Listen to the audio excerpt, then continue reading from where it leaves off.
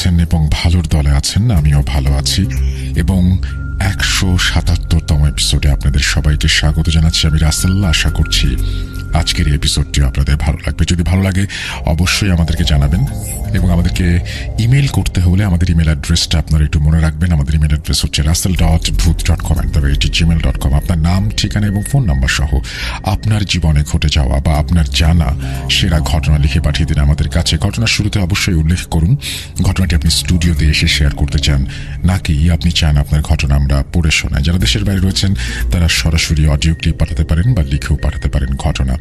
আমাদের স্টুডিওতে আমরা ইনভাইট করছি আপনাদেরকে এবং আমাদের স্টুডিওতে যদি আপনারা আসতে চান তাহলে অবশ্যই আপনারা যে ঘটনাটি পাঠাচ্ছেন তার শুরুতে লিখবেন যে স্টুডিওতে এসে ঘটনাটি শেয়ার করতে চান আপনি। সামনে ঈদুল আজহা, অলরেডি আপনাদের ঘটনা পেতে শুরু করেছে। আমাদের যারা মডারেটর রয়েছেন তারাও আমাদের ঘটনা পাঠাচ্ছেন। সবকিছু মিলিয়ে এইবারের ঈদে একটা জমজমাট এপিসোড উপহার দেবার ইচ্ছা আছে আপনাদের সবাইকে। যাই হোক, কথা না বাড়িয়ে আমরা সরাসরি ঘটনায় চলে যাব এবং আমাদের আজকের যে ঘটনাটি সেটি প্রথমে একটি ইমেল দিয়ে শুরু করতে চাই। চলুন কথা না বাড়িয়ে ঘটনায় প্রবেশ করি। যেভাবে লেখা আছে আমি সেভাবেই পড়ছি। আসসালামু আলাইকুম প্রিয় রাসেল ভাই, জানি আপনি ভালোর দলে সবসময় থাকেন, সবাইকে ভালো রাখার চেষ্টা করেন, তাই জানতে চাইব না কেমন আছেন। 2017 থেকে আছি আর ভূত.com-এ 117 নম্বর এপিসোড থেকে আছি। রাসেল ভাই আমার পরিচয়টা গোপন রাখুন। তারপরে তিনি তার অ্যাড্রেস শেয়ার করেছেন, নাম, ঠিকানা সবকিছু এখানে আছে, যেটা আমি বলতে চাচ্ছি না। তারপর তিনি লিখছেন, রাসেল ভাই আমি অনেক দিন আগে একটা রেকর্ড ক্লিপ পাঠিয়েছিলাম, হয়তোবা প্রচারযোগ্য হয়নি, তাই আজকে অন্য একটি বাস্তব ঘটনা লিখে পাঠাচ্ছি। প্রচারযোগ্য হলে লিসেনারদের সাথে শেয়ার করবেন। যাক, কথা না বাড়িয়ে ঘটনায় চলে আসি। ঘটনাটি 1995-96 মধ্যে কুমিল্লা জেলা সদরের কোনো এক গ্রামে ঘটে। তার আগে একটু বলে নিচ্ছি, লোকটার সম্পর্কে না হয় ঘটনার প্রথম অংশে শুনে লিসেনাররা ভাববেন এই টাইপের লোকদের আবার প্যারানর্মাল ঘটনা হয় নাকি। আমি যার ঘটনা বলবো সেই লোকটির একটাই বদ অভ্যাস, মদ্যপান। কিন্তু ঘটনাটি ঘটে সে যখন দুনিয়ার মায়া ত্যাগ করে তখন। যাক, আসা যাক মূল ঘটনায়।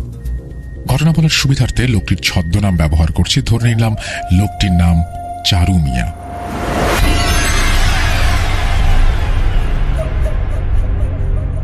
একদিন চারু মিয়া অনেক বেশি মদ্যপান করে। সারাদিন যা রোজগার করে বেশ কিছু অংশ মদ্যপান করে এবং বাকিগুলো পকেটে থাকে বা কখনো কোথাও পড়ে যায়, তার কোনো ঠিক নেই। ঠিক সেদিন মদ্যপান করে বাড়ি আসার পর কোনো বাজার সদাই না থাকায় তার স্ত্রী এবং বাচ্চারা সবাই চিৎকার চেঁচামেচি শুরু করে। তখন চারু মিয়া এতটাই নেশাগ্রস্ত ছিল যে তার কোনো হিতাহিত জ্ঞান ছিল না। সে তখন ঘর থেকে তরকারি কাটার একটা বটি নিয়ে এসে বলে সবাইকে জবাই করে ফেলবেন।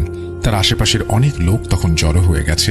সবাই যখন চেষ্টা করছে ওর হাত থেকে বটিটি নিতে, তখন সে চাচ্ছে কাউকে না কাউকে আঘাত করতে। এক পর্যায়ে উপস্থিত সমস্ত লোকজন ভাবেও নি এমন একটা ঘটনা ঘটবে। চারু মিয়া কাউকে আঘাত করতে না পেরে নিজের গলায় বটি চালিয়ে দেয়। তখন উপস্থিত সবাই যারা ছিল তারা সবাই অনেকে ভয় পেয়ে যায়।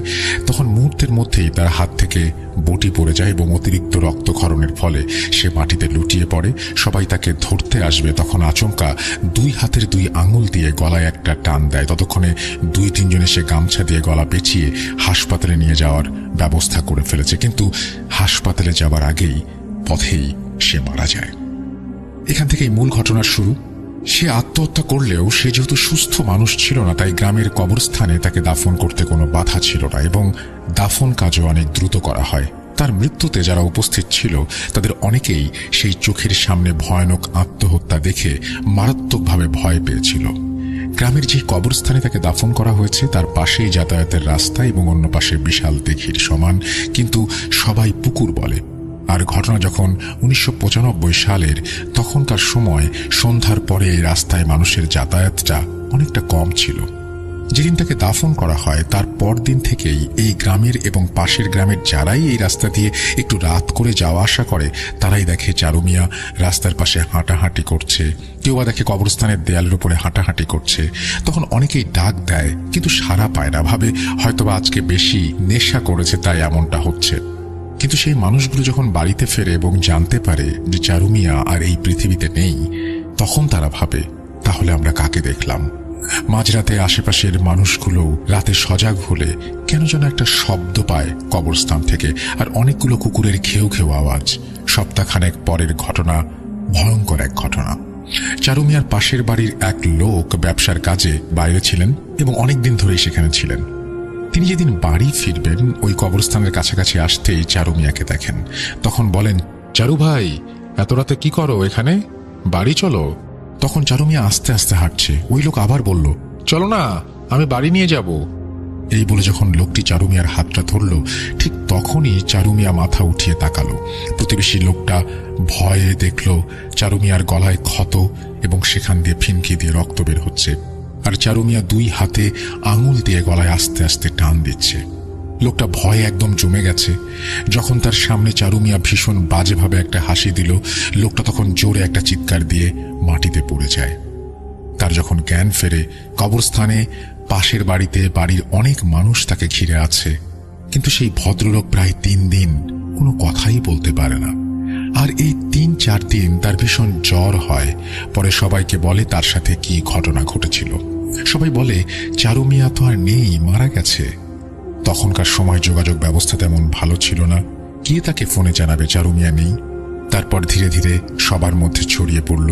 সন্ধ্যার পর কেউ আর একা রাস্তায় বের হতে সাহস করে না।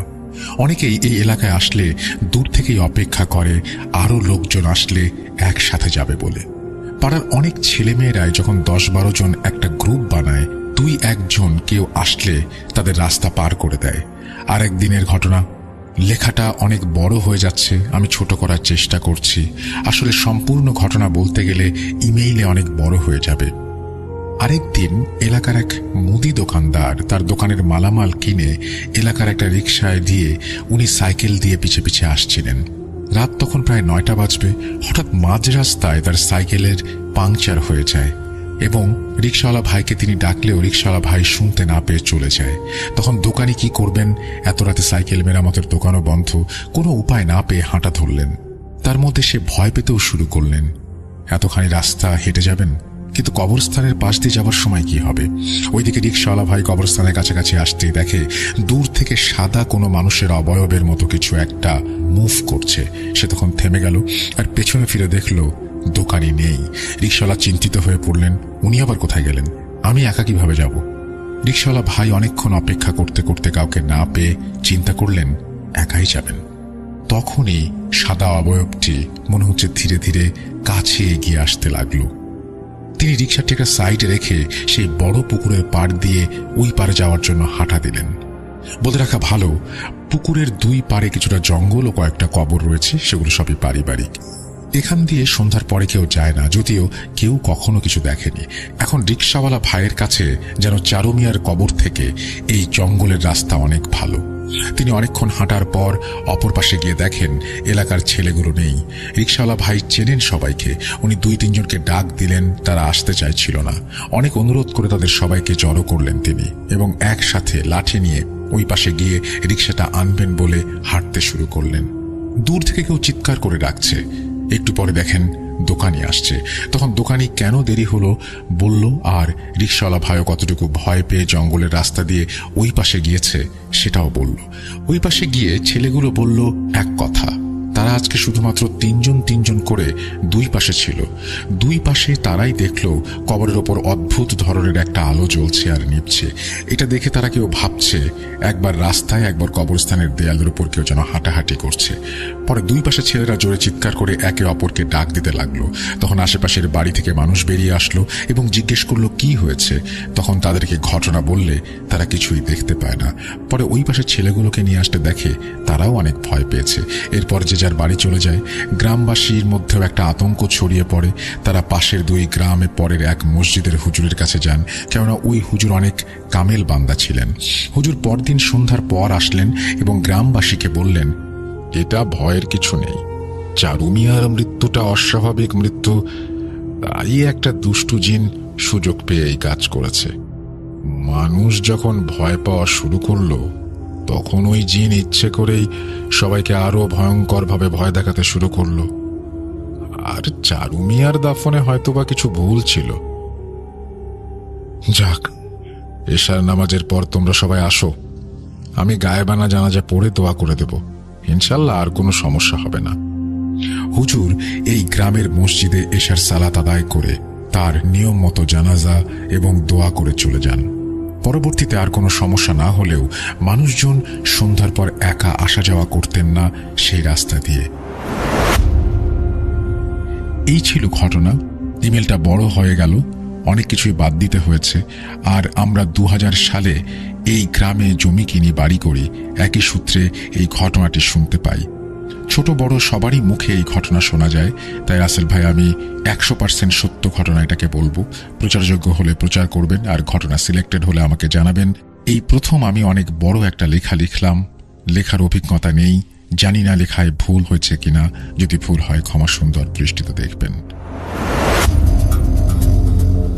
এই বলে তিনি তার ঘটনা শেষ করেছেন। Thank you very much. আপনার ঘটনাটি আসলেই অনেক চমৎকার এবং আশা করছি আপনারা যারা শুনলেন তাদের কাছেও ভালো লেগেছে। যদি ভালো লাগে অবশ্যই আমাদেরকে জানাবেন, আর আমাদেরকে ইমেল করে ঘটনা পাঠাবেন। ঈদ কিন্তু একেবারেই কাছাকাছি চলে এসছে, সুতরাং দ্রুত ঈদের এপিসোডের ঘটনা পাঠিয়ে দিন। আমাদের ইমেল অ্যাড্রেস russell.booth.com@gmail.com। আমরা চলে যাচ্ছি আমাদের পরবর্তী ঘটনায়।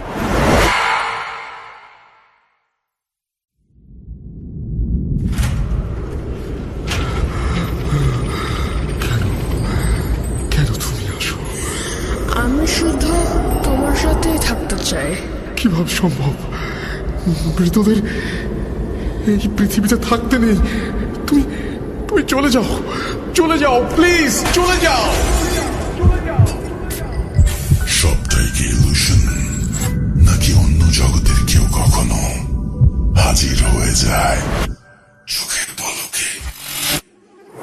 Booth.com with Russell। Welcome back. আরও একবার আপনাদের সবাইকে স্বাগত জানাচ্ছি। আমি রাসেল। আশা করছি আপনারা সবাই ভালো আছেন এবং ভালোর দলে আছেন, আর একই সাথে এনজয় করছেন আমাদের আজকের এপিসোড। আর আমরা আসলে সত্যি কথা বলতে সেটা হচ্ছে আপনাদের জন্য সবসময় চেষ্টা করি ভালো কিছু ঘটনা নিয়ে হাজির হতে, এবং এইটা তো সবসময় আমাদের উপরে ডিপেন্ডও করে না। আসলে কোনো কোনো সময় আমাদের লিসনারদের দিকে তাকিয়ে থাকতে হয়, কারণ আমরা কোনো ঘটনা, এটা ফিকশন না যে আমরা কোনো কিছু বানিয়ে বলবো। গত সপ্তাহে আপনারা দেখেছেন যে আমাদের খুব প্রিয় একজন মানুষ চিন্টু ভাইয়ের বার্থডে ছিল, এবং যারা তাকে বার্থডেতে শুভেচ্ছা জানানোর সময় পাননি তারা এখানে শুভেচ্ছা জানাতে পারেন। এবং একটু বলে রাখি, চিন্টু ভাই হচ্ছে সেই মানুষটি যিনি আমাদের সমস্ত ব্যাকগ্রাউন্ডগুলো কখনো কালেক্ট করেছেন আর কখনো ক্রিয়েট করেছেন। সো তার জন্য অনেক অনেক ধন্যবাদ চিন্টু ভাইকে, এবং তার জন্মদিন শুভ হোক। যদি অনেক দেরি হয়ে গেছে তারপরেও বলছি, আমরা উইশ করেছিলাম সময় মতোই। এবং আমি বলবো যে আমাদের Booth.com-এর এই যে যাত্রা, তার আগে ছিল ভূত FM-এও আমাদের একসাথে থাকা, এবং এই যে 2010 থেকে আজকে 2023 সাল এখনো পর্যন্ত আমরা যে শো করে যাচ্ছি তার অনেকটাই ক্রেডিট কিন্তু চিন্টু ভাইয়ের। কারণ একটা জিনিস মনে রাখবেন যে ব্যাকগ্রাউন্ড মিউজিক যদি ভালো না হয় তাহলে কোনো হরর কন্টেন্টের কোনো মজা থাকে না। চিন্টু ভাই এই শোটাকে নিজের মতো করে এবং কতটুকু ভালোবাসা দিয়ে তিনি এই শোটা করেন, এটা আসলে না শুনলে বা না জানলে আপনারা কখনো বুঝবেন না। আমাকে এবং চিন্টু ভাইকে দুজনকেই, যেহেতু আমাদের প্রত্যেক সপ্তাহে নিয়ম মেনে এই কাজটা করতে হয়, লাইফের অনেক কিছু স্যাক্রিফাইস করতে হয়, অনেক ইভেন্ট মিস করতে হয়, অনেক কিছু। বাট খুশির ব্যাপার হচ্ছে আপনাদেরকে পেয়ে যাই। রাত 11:59 হলেই আপনারা জড়ো হন এবং আমাদের ঘটনা শুনেন, এটা একটা বিশাল ব্যাপার। যাই হোক, আমরা কথা না বাড়িয়ে সরাসরি ঘটনায় চলে যাব। আমরা চলে যাচ্ছি আমাদের পরের ইমেইলে, এবং আশা করছি এই ইমেলটা আপনাদের ভালো লাগবে। যেভাবে লেখা আছে আমি সেভাবেই পড়ছি। লিসনার্স, স্টোরি টেলার সবাইকে সালাম, স্পেশালি রাসেল ভাই ও আফনান ভাই, কারণ আমি দুজনেরই অনেক বড় ফ্যান। রাসেল ভাই, আপনি আমার ঘটনাটি পড়ে শোনালে আমি খুবই খুশি হব। আসসালামু আলাইকুম, আশা করি ভালো আছেন। জানি আপনি সবসময় ভালোর দলে, তাও জিজ্ঞাসা করলাম। দয়া করে আমার ঠিকানা সম্পূর্ণ গোপন রাখবেন। আমি সময় নষ্ট না করে সরাসরি ঘটনায় চলে যাচ্ছি। ঘটনাটি মূলত আমার দাদাকে নিয়ে, যিনি তৎকালীন সময়কার স্বনামধন্য পীর বংশের একজন কামেল পীর ছিলেন।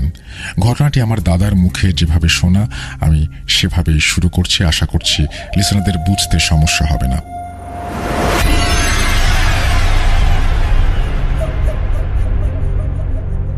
ঘটনার সময়কাল 1970-এর মাঝামাঝি দিকে। আমাদের গ্রামটা তখন অত্যন্ত অজপাড়া গা, আমার বয়স তখন এই ধরুন 16 কি 18। আমি তখন আমাদের বাসা থেকে বেশ দূরে একটা মাদ্রাসা ছিল, সেই মাদ্রাসায় পড়তাম এবং বোর্ডিংয়ে থাকতাম। তো একদিন হলো কি, মাদ্রাসার বড় হুজুর আমাকে ডাকলেন এবং বললেন, হামিদ মিয়া, তোমাকে আজকে আমার সাথে পাশের একটি গ্রামে যেতে হবে। আমি জিজ্ঞাসা করলাম, হুজুর কেন?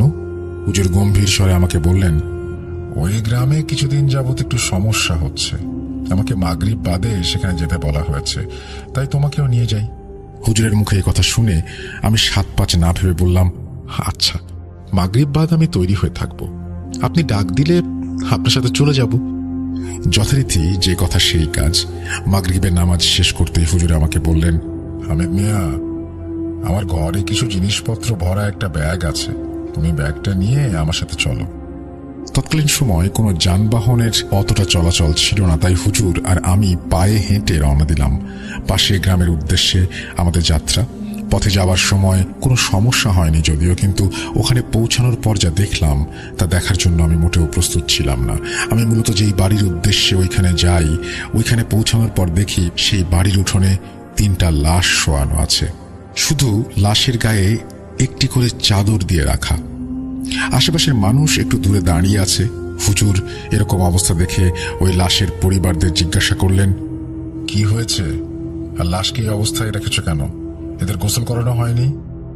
মূলত আমরা সেখানে যাই লাশের জানাজা এবং কিছু অশরীরীর ঘটনার মীমাংসা করতে। হুজুর পরিবারের একজনকে বললেন, লাশের মুখ থেকে চাদর সরাও, আমি এদেরকে একটু দেখতে চাই। কিন্তু কেউ সাহস করে এগিয়ে আসেনি। তখন আমাকে হুজুর বলল, হামিদ মিয়া, এই লাশের উপর থেকে চাদর সরিয়ে একটু দেখাও। হুজুরের কথা মতো আমি চাদরটা সরাই, কিন্তু চাদরটি সরিয়ে আমি আমার জীবনের সব থেকে ভয়াবহ জিনিসটি দেখি, আর তা হলো লাশটি মাথার সাইড থেকে পুরো অর্ধেক পর্যন্ত মনে হয় কেউ চাপাতি দিয়ে কুপিয়ে আলাদা করে ফেলেছে। কিন্তু না, পরে 2টি লাশের ওপর থেকে চাদর সরানোর পর দেখি একটি লাশের ঘাড়ের ওপর থেকে পুরো শরীরের অর্ধেক নেই। মনে হচ্ছে কেউ তাদেরকে টেনে ছিঁড়ে আলাদা করে ফেলেছে। এই দেখে আমি সহ্য করতে পারি না, সাথে সাথে বমি করে দেই। তা দেখে হুজুর আমাকে বলল, হামিদ মিয়া, তুমি ঠিক আছো? আমি অভয় দিয়ে বলি, হ্যাঁ ঠিক আছে। এরপর যথারীতি গ্রামের কিছু সাহসী লোক দিয়ে লাশের গোসল ও জানাজা দিয়ে দাফন করে দেওয়া হয়। এরপর পরিবারের কাছে হুজুর জিজ্ঞাসা করলেন এই সব ঘটল কিভাবে। পরিবারের একজন বয়োজ্যেষ্ঠ কষ্টভরা মুখ করে বললেন, এরা 3 জন আমার ছেলে। এরা প্রতিদিন কুমার নদীতে নৌকায় মাছের খোঁজে দূরে দূরে যেত। হঠাৎ একদিন তারা 3 ভাই মিলে কাঠের তৈরি অদ্ভুত একটা বাক্স বাসায় নিয়ে আসে। তারপর তারা সেই বাক্সটা খোলার জন্য অনেক চেষ্টা করে, কিন্তু পারেনি। গত 5 দিন আগে অনেক চেষ্টার পর ওই বাক্স ভাঙতে সফল হয়েছে। বাক্স ভাঙার পর থেকেই তারা কেমন যেন শুরু করেছিল। মনে হচ্ছিল কিছু দেখে ওরা অনেক ভয় পেয়েছে। তারপরও তারা মাছ মারতে যায়। আমি তাদের মাছ মারতে যেতে নিষেধ করি। নিষেধ উপেক্ষা করে মাছ মারতে যায় তারা। পরে কাল সকালে ওই নৌকায় তাদের এই অবস্থায় পাওয়া গেছে, লাশ। হুজুর সেই বাক্সটি দেখতে চায়। লোকটি বাক্সটি নিয়ে হুজুরের দিকে আসে এবং তখনই হুজুর বাক্সটি দেখে কেমন যেন একটু অস্বস্তি বোধ করতে থাকেন। তারপরে হুজুর ভালো করে বাক্সটি পর্যবেক্ষণ করেন এবং তিনি দেখতে পান, আমিও দেখতে পাই, বাক্সটির সারা গায়ে বিভিন্ন রকমের লেখা, এবং লেখাগুলো তৎকালীন সময় হুজুর ঠিক মতো পড়তে পারছিলেন না, কিন্তু তারপরও যতটুকু তিনি পড়তে পেরেছিলেন তা হলো বাক্সটির ওপরের অংশে লেখা ছিল, মৃত্যু সমান, যে খুলবে সেই মরবে। এই শুনে ওইখানকার সব লোকজন এবং আমিও চমকে যাই। সাথে সাথে হুজুর বাক্সটি আগুনে পুড়িয়ে ফেলতে চান, কিন্তু দুঃখের বিষয় হলো বাক্সটি আগুনে পোড়ানো যাচ্ছিল না। সব বুঝে শুনে হুজুর বলেন, এই বাক্সটি আমার সাথে নিয়ে যাব এবং কাল সন্ধ্যায় আমি এর ফলাফল জানাবো যে বাক্সটি আসলে ধ্বংস করতে পারা যাবে কিনা। এরপর আমরা ওখান থেকে বাড়ির দিকে রওনা দেই। মাদ্রাসার দিকে চলে আসি। বাড়িতে আসার সময় আমাদের কিছু টুকটাক সমস্যার ভেতর পড়তে হয়, যেমন জোরে জোরে গাছে ঝাঁকি দেওয়া, পেছন থেকে বিভিন্ন পশু পাখির কণ্ঠ শুনতে পাওয়া, মেয়েলি কান্নার আওয়াজ শোনা। তারপরে হুজুর সাথে ছিলেন দেখে মনে সাহস ছিল। আমাদের মাদ্রাসায় পৌঁছাতে তখন প্রায় রাত 1টা। মাদ্রাসায় আসার পর হুজুর তার নিজের কাছে থাকা কিছু জিনের মাধ্যমে জানতে পারে যে এই বাক্সটি প্রায় 250 থেকে 350 বছরের পুরনো বাক্স। এটা বিভিন্ন যুদ্ধে এ ধরনের অস্ত্র হিসেবে নিক্ষেপ করা হতো এবং নিক্ষেপের সময় অস্ত্র ভেঙে যেত এবং ওই অস্ত্রের থেকে 8 থেকে 10 জন বন্দী থাকা জিন আশেপাশে প্রায় সব মানুষকে নৃশংসভাবে হত্যা করত এবং পুনরায় সেই অস্ত্রের ভেতর মানে বাক্সের ভেতর চলে যেত এবং বাক্সটি পুনরায় আগের মতো হয়ে যেত। এই কাজে এই বাক্স তৈরি করা হতো এবং তারা আরো বলে এই বাক্স তৈরি হয়েছিল সুলাইমান আলাইহিস সালামের আমলে। তারা বলেন এরকম বাক্স পৃথিবীতে প্রায় 95 থেকে 96টি আছে। কালের বিবর্তনে এই বাক্সের ধরন ও আকার পাল্টিয়েছে। হুজুর তখন বলেন এই বাক্স ধ্বংস করা যায় কিভাবে? তখন সেই জিনগুলো হুজুরকে জানায় এই বাক্স কোনোদিন ধ্বংস করা যায়নি কিংবা যেত না, তাই তারা এই বাক্সগুলো বিভিন্ন জায়গায় মাটি খুঁড়ে কিংবা বিভিন্ন গোপন স্থানে লুকিয়ে রাখে। তারা এও জানান এই বাক্স প্রথম তৈরি করেছিলেন সুলাইমান আলাইহিস সালাম তার সৈন্যদের রক্ষা করার জন্য। তারপর থেকে ওই বাক্স বড় হুজুর গোপনে কোথাও লুকিয়ে রাখে এবং 3 জনকে সেটা পাহারা দিতে বলে যাতে কেউ কোনোদিন আর ওই বাক্সের সন্ধান না পায়। আমার দাদা সহ আমাদের এই পীর বংশের বিভিন্ন লোকের মুখে শোনা আজও সেই বাক্স আমাদের বংশের কারো না কারো কাছে লুকানো আছে। আমার ফ্যামিলি মেম্বারদের সাথে অনেক ধরনের ঘটনা ঘটেছে, সেগুলো আমি একে একে পাঠাবো এই বলে তিনি তার ঘটনা শেষ করেছেন। Thank you so much. আপনি লিখেছেন আপনার নাম ঠিকানা বলতে মানা করেছেন, আমি বললাম না, আমি দেখতে পাচ্ছি আপনার নামটি, এবং অনেক ধন্যবাদ আপনাকে এরকম চমৎকার একটা স্টোরি আমাদেরকে আবারও উপহার দেওয়ার জন্য। লিসনার্স, আশা করছি আপনাদেরও ভালো লেগেছে এবং যদি ভালো লাগে অবশ্যই আমাদেরকে জানাবেন। আর আমাদেরকে ঘটনা পাঠাতে হলে আমাদের ইমেল অ্যাড্রেস হচ্ছে russell.booth.com@gmail.com।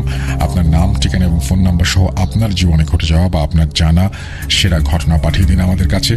ঘটনার শুরুতে অবশ্যই উল্লেখ করুন যে ঘটনাটি আপনি স্টুডিওতে এসে শেয়ার করতে চান নাকি আপনি চান আপনার ঘটনা আমরা পড়ে শুনে। আমাদের ফেসবুক পেজ হচ্ছে www.facebook.com/russell.স্বাধীন। আমরা চলে যাব আমাদের পরবর্তী ঘটনায়।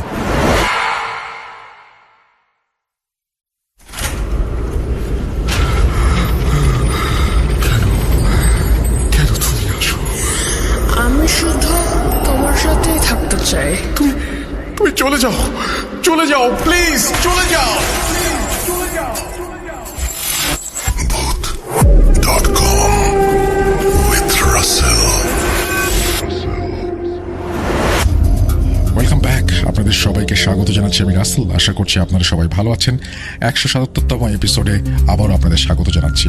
অনেকেই বিভিন্ন ধরনের প্রশ্ন করছেন, অনেকেই প্রশংসা করছেন আমাদের এই ঘটনাগুলোর, এবং আশা করছি আমাদের ঘটনাগুলো আপনাদের ভালো লাগছে। এবং আমাদেরকে ফেসবুকে যারা কমেন্ট করছেন তাদেরকে অসংখ্য ধন্যবাদ। আমাদেরকে আরও কমেন্ট করতে চাইলে লিখুন আমাদের ফেসবুকের লিঙ্কে, যে আপনাদের কমেন্ট সেকশনে গিয়ে আপনারা লিখতে পারেন www.facebook.com/russell.স্বাধীন।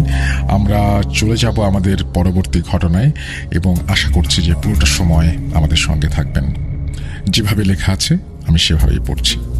আসসালামু আলাইকুম রাসেল ভাই, কেমন আছেন জিজ্ঞেস করবো না, কারণ আমি জানি আপনি সবসময় ভালোর দলে। আমি ফাহাদ, লিখছি সিলেট থেকে। স্টুডিওতে এসে ঘটনা বলা আমার পক্ষে সম্ভব নয়, তাই আমি ঘটনাটি ভালো লাগলে পড়ে শোনানোর অনুরোধ করছি। আমি ক্লাস 5 থেকে ভূত FM শুনে আসছি। মধ্যখানে বেশ কিছু সময় আপনার শো বন্ধ ছিল। সেই সময় ইউটিউব থেকে আপনার আগের এপিসোডগুলো ডাউনলোড করে শুনতাম। বেশ কিছুদিন ধরে ভাবছিলাম একটা ঘটনা পাঠাবো, তবে সুন্দরভাবে গুছিয়ে লিখতে না পারার কারণে পাঠাতে পারছিলাম না। শেষমেশ ঘটনাটি লিখে পাঠানোর সিদ্ধান্ত নিলাম। অগোছালো লেখার জন্য শুরুতেই ক্ষমা চেয়ে নিচ্ছি। আজকে যে ঘটনাটি বলবো সেটা আমার ফুপুর সাথে ঘটেছিল। অনেক আগে একবার ফুপু এই ঘটনাটি আমাকে বলেছিলেন। সে সময় আমি এত গুরুত্ব দিয়ে শুনিনি, তাই সেদিন ফুপুর সাথে আমার যখন দেখা হয় তখন ঘটনাটি তার কাছ থেকে আমি শুনে নিই। আমার ফুপুর হাজবেন্ড ছিলেন অত্যন্ত সাহসী মানুষ। উনি প্রায় রাতেই মাছ ধরতে যেতেন। আমাদের আঞ্চলিক ভাষায় যাকে বলা হয় আলো শিকার। সাধারণত আলো শিকার করতে দুটি জিনিসের প্রয়োজন হয়, টর্চ লাইট এবং বর্ষা। ওনাদের বাড়ির সাথে ছিল অসংখ্য মাঠ এবং খাল আর বিল। যখন বর্ষাকাল আসতো তখন পানি, খাল, বিল সব জায়গায় জমা হয়ে যেত। সেখানে অসংখ্য মাছ পাওয়া যেত। মূল ঘটনায় যাওয়ার আগে কিছু বর্ণনা দেই। ওনাদের একতলা বিশিষ্ট একটি দালান ঘরটির সাথে একটি কাঁচা রাস্তা এবং কাঁচা রাস্তার সাথেই মেইন রোড। কাঁচা রাস্তার শুরুতেই এবং মেইন রোডের সাথেই একটি কবরস্থানের পাশেই গাছগাছালিতে ঘেরা এবং পাশেই বড় একটি বাঁশঝাড় এবং এর কিছু দূরেই ফুপুদের বাসা, আর সাথে কয়েকটা বাড়ি রয়েছে এবং এর পরে আরো অনেক খালি মাঠ রয়েছে। ফুফা যখন রাতে আলো শিকার করতেন প্রায়ই ওনার সাথে অদ্ভুত ঘটনা ঘটত। যেমন একদিন ওনার পাশের এক খালে উনি গিয়েছিলেন শিকারে। উনি দেখতে পেলেন সেই খালে অসংখ্য মাছগুলো সাধারণ মাছের চাইতে অনেক বড় এবং মাছগুলো দেখতে অদ্ভুত ছিল। ফুপা বুঝতে পারলেন যে এগুলো মাছ নয়। উনি ভয় না পেয়ে বিভিন্ন দোয়া দুরুদ পড়ে সেখান থেকে চলে আসেন। আরেকদিন উনি আলো শিকার করে বাড়ি ফিরছিলেন। প্রথমেই বলেছিলাম ওনাদের কাঁচা রাস্তার সাথে একটি কবরস্থান এবং একটি বড় বাঁশঝাড় রয়েছে। যখন বাঁশঝাড়ের কাছে এলেন তখন তিনি দেখতে পেলেন পুরো বাঁশঝাড়টি ওনার ওপরে পড়ে যাচ্ছে। উনি সাথে সাথে বাঁশঝাড়ের জায়গা অতিক্রম করেন এবং দোয়া দুরুদ পড়তে শুরু করলেন এবং সেখান থেকে চলে এলেন। যেহেতু উনি অনেক সাহসী ছিলেন তাই উনি ভয় পাননি। বলা যায় গভীর রাতে কেউ একা রাস্তা দিয়ে হেঁটে আসলে কোনো জিন বাঁশঝাড়ে ফেলে মানুষকে ভয় দেখাতে চায়। যদি কেউ ভয় পেয়ে যায় তাহলে সে অসুস্থ হয়ে পড়বে। এর কিছুদিন পরে ফুফা একদিন আলো শিকারে যান। সেদিন ওনার টর্চ লাইট সমস্যা করছিল। হঠাৎ উনি দেখতে পান ওনার সামনে কয়েকটা কুকুর আসছে। এত রাতে কুকুর কোথা থেকে আসবে উনি বুঝতে পারছিলেন না। তারপরও উনি বিষয়টা স্বাভাবিকভাবে নিলেন এবং সামনে এগোতে লাগলেন। কিন্তু কুকুরগুলো সামনে আসতেই উনি দেখতে পেলেন কুকুরগুলোর চোখ লাল, শরীরের রং কালো। ওনার দিকে কুকুরগুলো খুবই রাগান্বিত দৃষ্টিতে তাকিয়ে আছে। উনি কিছুটা ভয় পেয়েছিলেন, তবুও উনি বিভিন্ন দোয়া দুরুদ পড়তে শুরু করলেন। সেই কুকুরগুলোকে অতিক্রম করে চলে আসলেন। উনি আর পেছনে ফিরে তাকাননি। প্রায় ওনার সাথে এরকম অস্বাভাবিক ঘটনা ঘটে। এবার আসি মূল ঘটনায়। আমার ফুপুর একটা মেয়ে আছে, এখনো 40 দিন পেরোয়নি। ফুফা রাত্রে আলো শিকারে যেতে চাইলেন। ওনার মা ছিলেন ধার্মিক মানুষ। ওনার মা ফুপাকে বাধা দিয়ে বললেন, এত মাছের প্রয়োজন নেই, তোর ঘরে এখন একটা মেয়ে রয়েছে, 40 দিনও হয়নি, তুই ঘরে থাক, তোর মেয়ের সাথে থাক, এত রাতে মাছ ধরার দরকার কি? ফুফা এই কথাগুলো শুনে হেসে উড়িয়ে দিলেন এবং আলো শিকারে বের হয়ে পড়লেন। সেদিন উনি বেশ কিছুক্ষণ আলো শিকার করার পর মাছ পেলেন না, তাই বাড়ি চলে এলেন। উনি রাস্তা দিয়ে একাই হেঁটে আসছিলেন। ওনার কাছে মনে হচ্ছিল যে ওনার পেছন পেছন কেউ যেন হেঁটে আসছে। উনি পেছনে ফিরে তাকালেন কিন্তু কিছুই দেখতে পেলেন না। বেশ কয়েকবার ওনার সাথে এরকম ঘটনা হয় এবং অবশেষে উনি বাড়ি চলে আসেন। বাড়িতে আসার পর ফুপু এসে গেট খুলে দেন। উনি রুমে ঢুকেই বাথরুমে গিয়ে হাত পা ধুয়ে আসেন। ততক্ষণে ওনার মেয়ে ঘুমিয়ে পড়েছে। ফুপু ওনার জন্য খাবার এনে দেয়। খাবার খাওয়া দাওয়া শেষ করে ওনারা টুকটাক কথা বলছিলেন আস্তে ধীরে, যাতে ওনাদের মেয়ে ঘুম থেকে না ওঠে। বেশি কথা না বলে ফুপা ঘুমানোর জন্য বিছানায় যান। ততক্ষণে ফুপু থালা বাসন পরিষ্কার করছিলেন। হঠাৎ শুনতে পেলেন ওনাদের দরজায় কেউ আঘাত করছে। ঠক ঠক ঠক ঠক ঠক। ফুপু উঠে গিয়ে দরজা খুললেন। দরজা খোলার পর উনি দেখতে পেলেন বাইরে কেউ নেই, কিন্তু দরজা খুলতেই একটা প্রজাপতি এসে ঘরের ভেতরে ঢুকে পড়ল। কে এসেছে দেখার জন্য চাচা তাকিয়েছিলেন, কিন্তু কাউকেই দেখতে পেলেন না এবং উনি আর কিছু না ভেবে শুয়ে পড়লেন। ফুপুর চোখে তখনও ঘুম ছিল না, কিছুটা বিরক্ত বোধ করছিলেন, তাই এই বিষয়টাকে তেমন বেশি আমলে নেননি এবং দরজা লাগিয়ে উনি ওনার কাজ শেষ করেন। তখন ওনাদের ছাদে কি ঘটেছিল, ছাদের এপাশ ওপাশ আবার ওপাশ এপাশ এরকম একটা শব্দ হচ্ছিল। মনে হচ্ছিল যে কেউ একজন ছাদে হেঁটে বেড়াচ্ছে। ফুপা রেগে গিয়ে বললেন, এই কে রে, এত রাত্রে ছাদে কে হাঁটছে? উঠে আসবো নাকি যাবি? এরপর শব্দটা বন্ধ হয়ে যায়। তবে কিছুক্ষণ পর শব্দটা আবার হচ্ছিল। সকালে ফুপু ঘুম থেকে উঠলেন, কিন্তু প্রতিদিন ঘুম ভাঙতো ফুপুর মেয়ের কান্নার আওয়াজে। কিন্তু আজ উনি ঘুম থেকে উঠে দেখেন সকাল 8টা বাজছে। ওনার মেয়ে গভীর ঘুমে। উনি ভাবলেন এই ফাঁকে সকালের কিছু কাজ সেরে নেই। উনি যাবতীয় কাজ শেষ করলেন এবং দেখলেন ওনাদের মেয়ে তখনও গভীর ঘুমে। এর কিছুক্ষণ পর ফুফা ঘুম থেকে উঠলেন, মুখ ধুলেন। এরপর ফুপাকে জানালেন যে ওনাদের মেয়েটা এখনো ঘুমিয়ে, প্রতিদিন এত আগে উঠে আজ উঠছে না। আমার ফুপা ওনার মেয়ের কাছে গেলেন এবং মেয়েকে ঘুম থেকে জাগানোর চেষ্টা করলেন, কিন্তু ওনার মেয়ে একদম চুপচাপ শুয়ে আছে। ফুপা মেয়েকে কোলে নিলেন এবং কোলে নিয়ে বুঝতে পারলেন মেয়ে শ্বাস নিচ্ছে না। ফুপু ততক্ষণে কেঁদে ফেলেছেন এবং মেয়েকে ওনার কোলে নিয়ে নাম ধরে ডাকতে শুরু করেছেন। এরপরে বাড়িতে ডাক্তার আনা হলো। ডাক্তার এসে ফুপুকে জানালো যে বাচ্চাটি মারা গিয়েছে। ফুপুর কান্নায় বাড়ি প্রকৃতি সব নিস্তব্ধ হয়ে গিয়েছে। একদম সুস্থ সবল একটা বাচ্চা, তার এইরকম পরিণতি কিভাবে সম্ভব? তার মৃত্যুতে সবাই কষ্ট পেয়েছে, কেউই মেনে নিতে পারছে না এই মৃত্যুটা। বিয়ের মৃত্যুর বেশ কিছুদিন হয়ে গেছে। এর মধ্যে হঠাৎ ফুপার সেই রাতের ঘটনার কথা মনে পড়ে। উনি একজন হুজুরের কাছে যান এবং তাকে গিয়ে সেই রাতের ঘটনার কথা বলেন।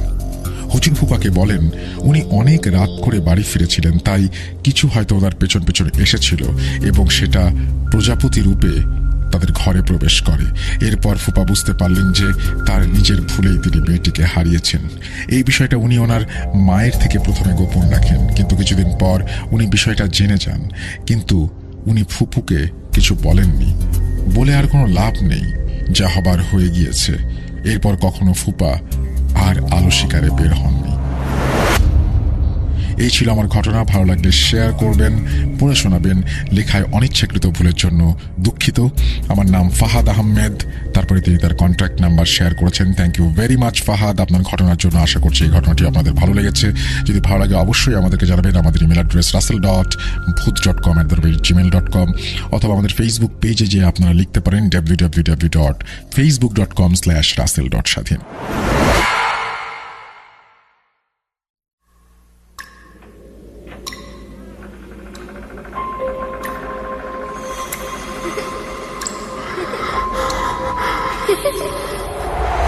লুকোচুরি খেলবে?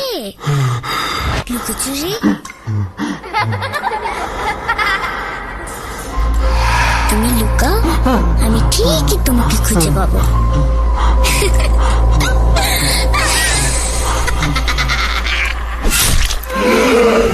Booth.com with Russell. আরও একবার আপনাদের সবাইকে স্বাগত জানাচ্ছি। আমি রাসেল। আশা করছি আপনারা সবাই ভালো আছেন এবং ভালোর দলে আছেন। আর এই মুহূর্তে আমাদের কাছে একটা বড় অডিও ক্লিপ রয়েছে এবং প্রথমবারের মতো আমরা একটা এত বড় অডিও ক্লিপ পাঠাচ্ছি, শোনাচ্ছি আপনাদেরকে। যদি এই অডিও ক্লিপটি ভালো লাগে অবশ্যই আমাদের জানাবেন। আমরা সবসময় অডিও ক্লিপকে ইন্সপায়ার করি এবং সেই জন্যই এটা প্লে করা। এবং দেখুন, আমরা বড় অডিও ক্লিপও নেই এবং আপনার কাছে যদি কোনো ভালো ঘটনা থাকে আমাদেরকে পাঠিয়ে দিন। দেরি না করে আমরা চলে যাচ্ছি আমাদের পরবর্তী ঘটনায়। আশা করছি ঘটনাটি আপনাদের ভালো লাগবে।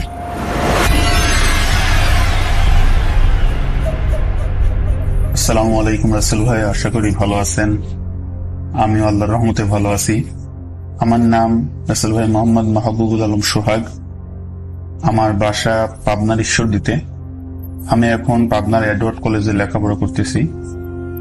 আমি প্রায় রাসেল ভাই 2015 সাল থেকে ভূত এফএম শুনতাম। ভূত এফএম বন্ধ হয়ে যাওয়ার পর আমি এখন পর্যন্ত Booth.com শুনতেছি। তো রাসেল ভাই, সবার গল্প শুনতাম, নিজের কাছে ভালো লাগতো, তো কখনো নিজের গল্পটা পাঠানো হয় নাই।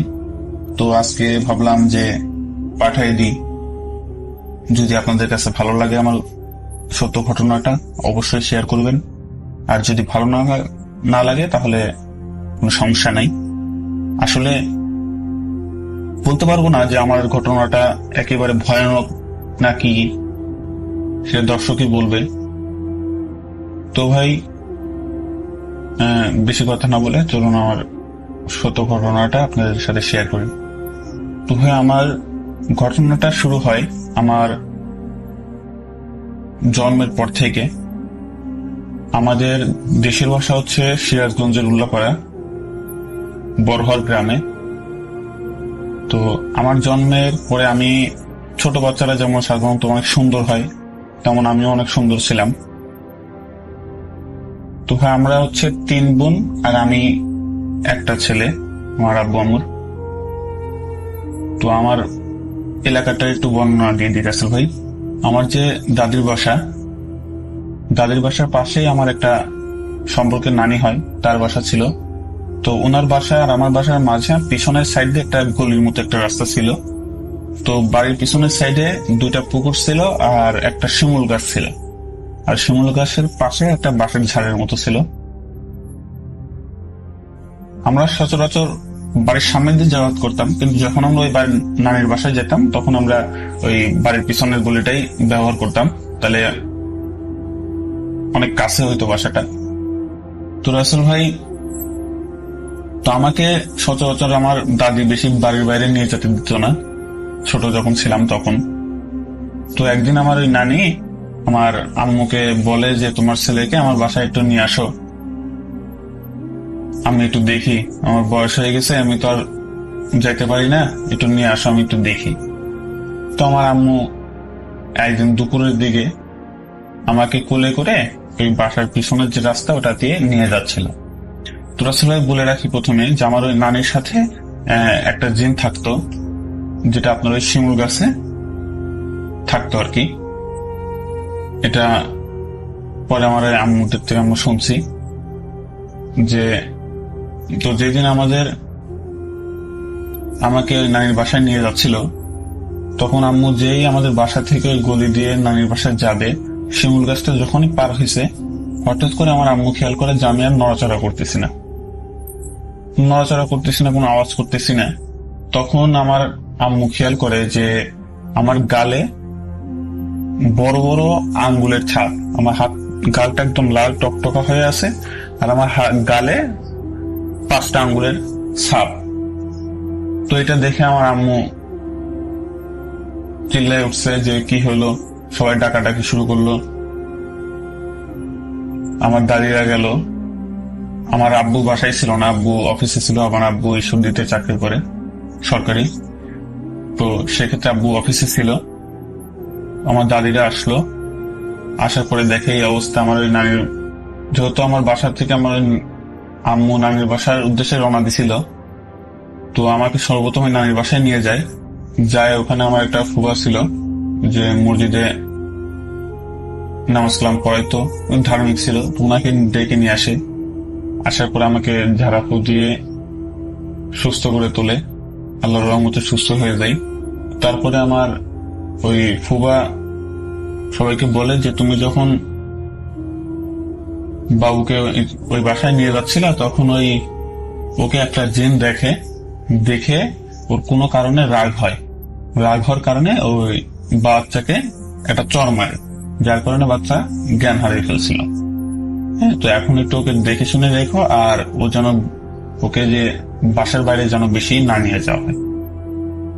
তো রাসেল ভাই, এটা শোনার পরে আমার দাদিরা খুব টেনশনে পড়লো, আমাকে আর বেশি আমার বাইরে নিয়ে যেতে দিত না। আমার বোনেরা আমাকে কোলে করে বাইরে নিয়ে যেতে চাইতো হাঁটাহাঁটি করার জন্য, তাও নিষেধ করে দিল। আমার আব্বু আসলো বাসায়, আব্বু কথাটা শোনার পর আম্মুর উপর খুব রাগারাগি করলো, করার পরে নিষেধ করে দিল সবাইকে যেন আমাকে কেউ আর বাসার বাইরে না নিয়ে যায়।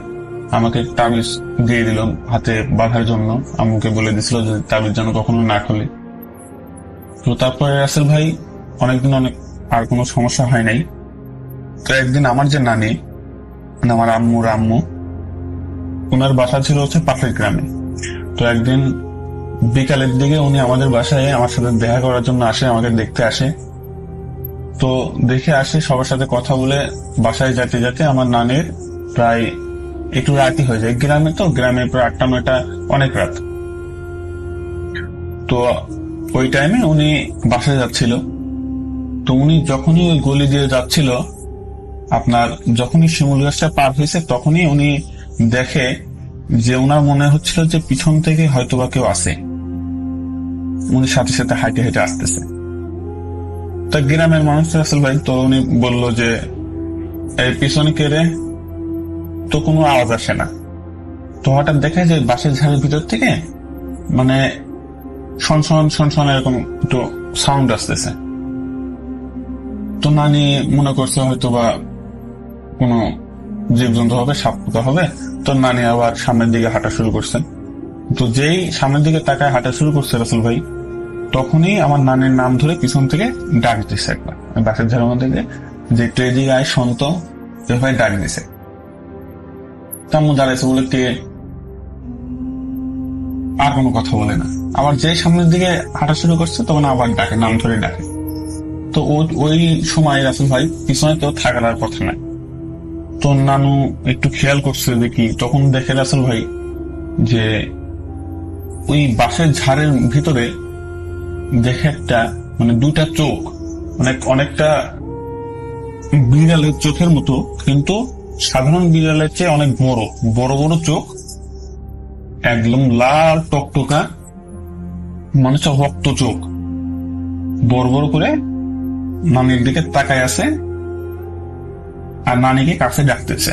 তো এটা দেখে নানি তো খুবই ভয় পেয়ে যায়। তো ভয় পেয়ে যাওয়ার ফলে নানি বাসায় যাওয়া ভুলে সোজাসুজি দৌড়ায় আমাদের বাসায় চলে আসে। আর সে আব্বুকে খুলে বলে যে এই ব্যাপার। তো আম্মু তখন আর নানিকে আর বাসায় যেতে দেয় না, যে আজকে রাত্রে তুমি আমাদের এখানে থেকে যাও।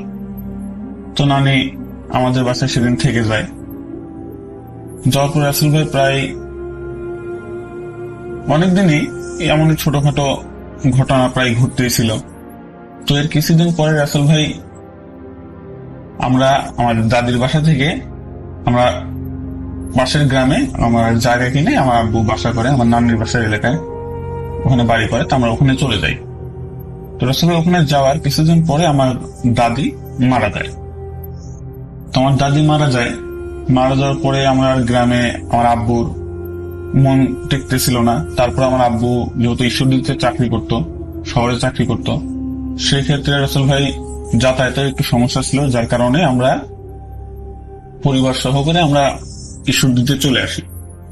ঈশ্বরদীতে আসার পরে রাসেল ভাই আমরা যে পোস্ট অফিস কলোনি থাকে, আমার আব্বু যেহেতু রেলের চাকরি করতো, পোস্ট অফিসের চাকরি করতো ডাক বিভাগে, রেলওয়ে ডাকে।